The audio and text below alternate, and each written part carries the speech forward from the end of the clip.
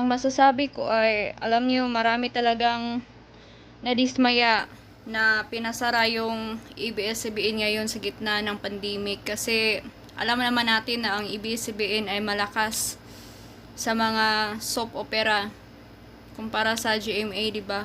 Pero dapat ba talaga nating isisi kay Pangulong Duterte ang pagsasara ng ABS-CBN? Di ba dapat inayos nila muna nung una yung franchise nila?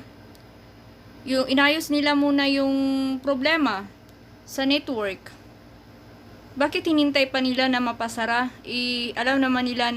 Alam naman nila na pinag-iinitan sila ni Pangulong Duterte. Sana inayos nila legally yung mga gusot at problema. Sana hindi nagaganito kasi hindi naman yata yan ipapasara ng gobyerno kung walang problema, 'di ba?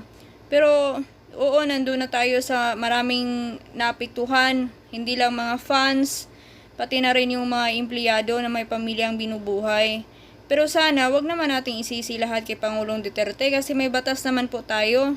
At saka hindi na lang naman si Pangulong Duterte ang nag-decide, di ba? Yun lang po ang masasabi ko. Kung nagustuhan niyo po ang aking video, please like, share, comment, and subscribe to my YouTube channel. Maraming salamat po sa panonood.